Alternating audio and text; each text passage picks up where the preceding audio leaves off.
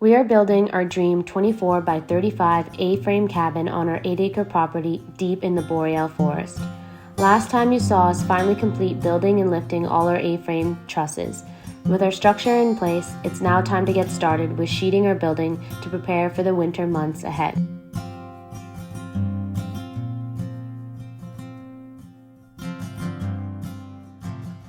Okay, so we started the sheeting process on our A-frame cabin. Yeah, we're using 5/8 OSB, and we're gonna get it covered up right away, so it's not gonna see any weather or much weather. But yeah, it's everything's working out pretty good here.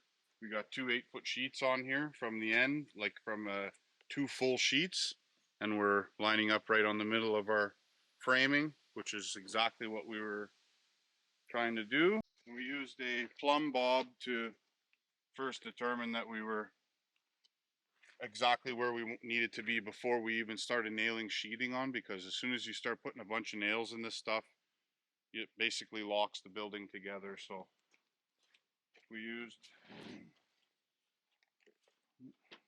kind of got all tangled up here now, but we used the plumb bob to determine that our first 8 feet of our trusses were perfectly plumb. We lined this up here, which it's still showing that it's plumb. And then if you come around and see the underside of the sheeting, we kind of just overhung it, like not even 1/8 of an inch. You won't see that under the capping. It's just, that's how it kind of worked out for us to line up right on our framing. You can see that the overhang is perfectly consistent all the way through both sheets to 8 feet. So that, and with these sheets being level also, we know that everything's square and level and plumb. So we're happy with that.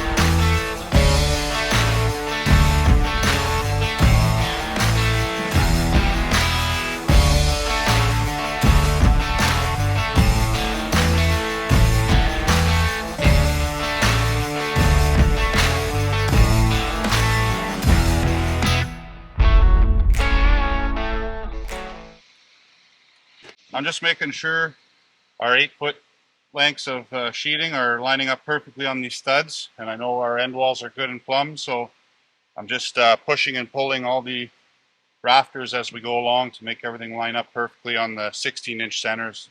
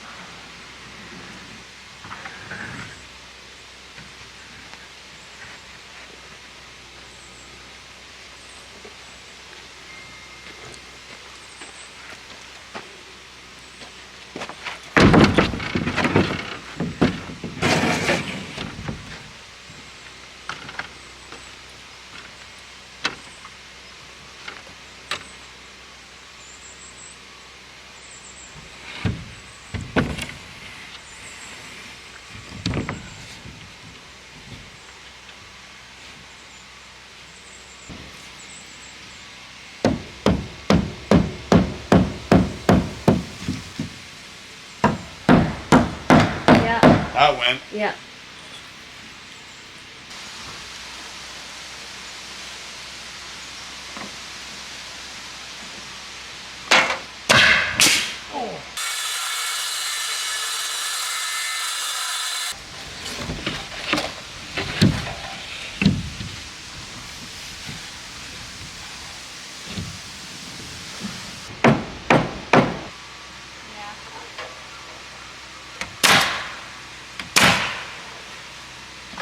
Good enough for me.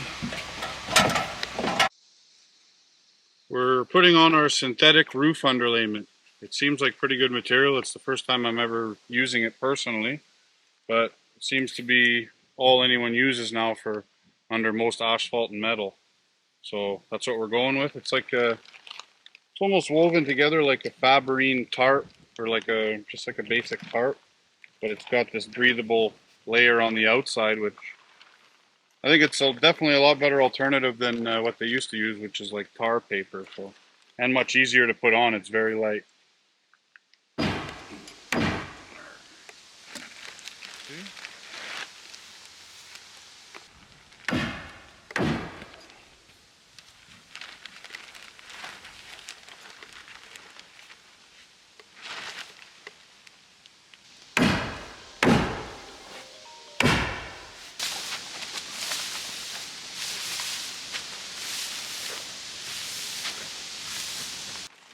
Okay, just grab it. I'll be at least 8 feet away from you, more than that.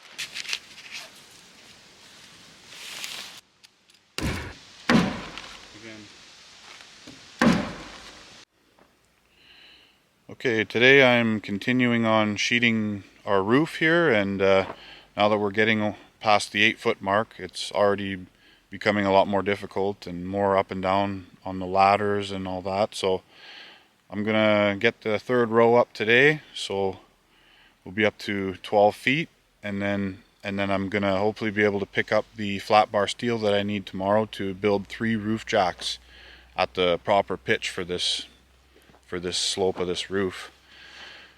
And then I'll essentially be able to install those wherever I need to up here as I go, and have a 2x10 by 16 foot plank wherever I need it on this roof to stand on and work off of. So it'll be a lot less work on the ladders, hopefully, and I should be able to get 4 sheets of OSB off of each setup, and we'll see how that. So I'll try and get as much done as I can today without him, and then hopefully get that going tomorrow.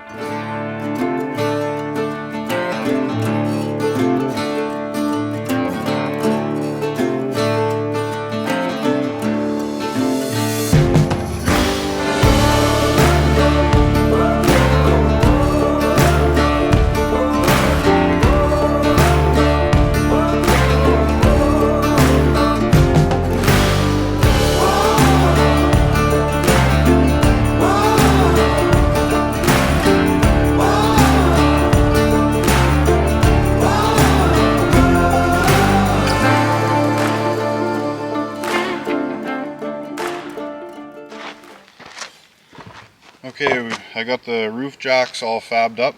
I got 3 of them tacked together, and I made them a little bit beefier than the one I copied off of, so should be pretty strong. I also made it to accommodate not just a 2x10 like this one, but it can take a 2x12, which I have some, and I think that'll be nicer to work off of as well.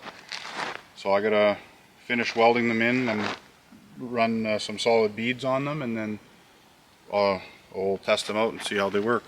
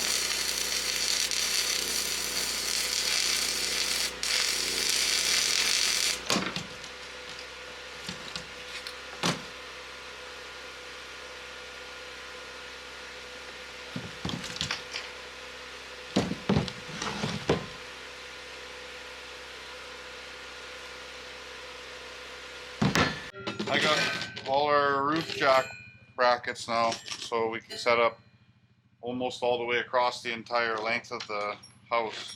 Yeah, and you added, because you had Oh, and I added these pockets on it now, so like we'll go up and nail them up like usual, and then I'll just be able to slip a 2x4 right down through, and it'll be all part of my handrail system. So it'll make a lot less trips up and down the ladder, tacking scabbing railings on up there when we could just fit them through like a picket holder here. I think it's going to work pretty good. Alright, I finally got my platform all dialed in and figured out. So now I'm going to put 3 more up and I'll be able to set up the whole way. And we got those little the little post holders welded onto each bracket, so now it's just drop the railings in and go pretty much. It's working out good.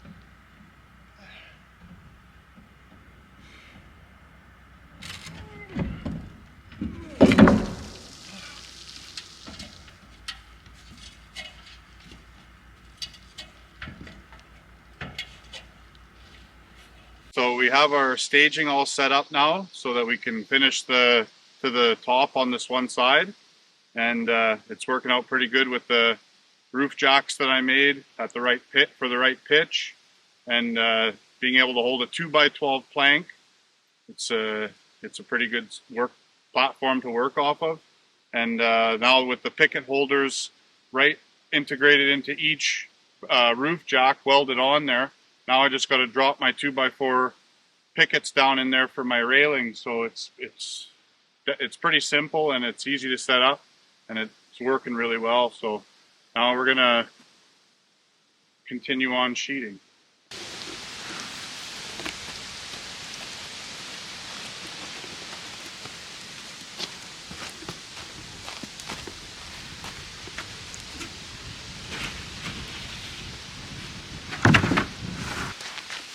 Bring them out a little bit.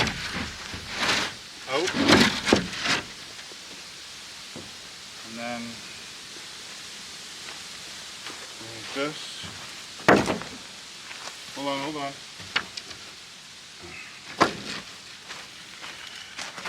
That now.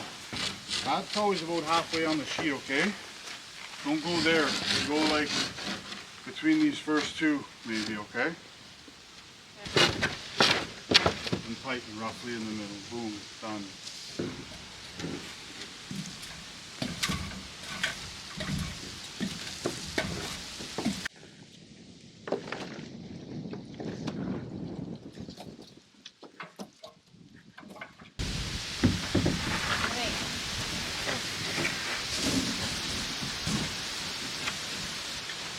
Yeah.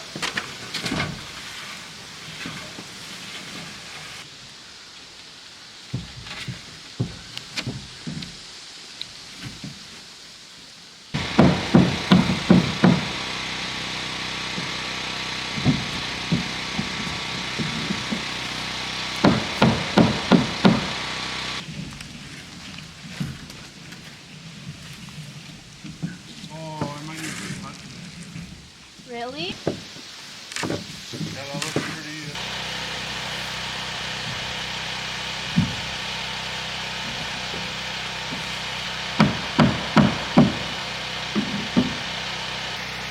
Yeah.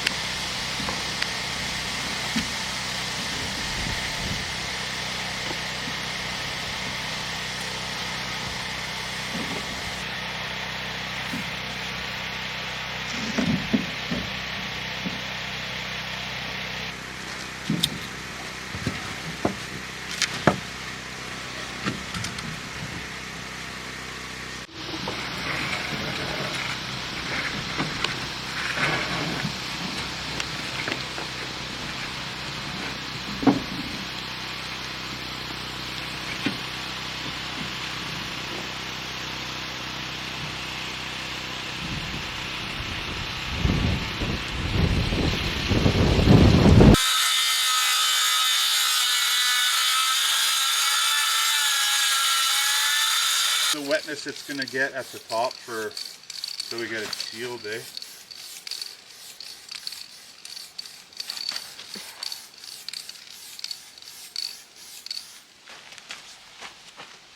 Go like this. Last strip.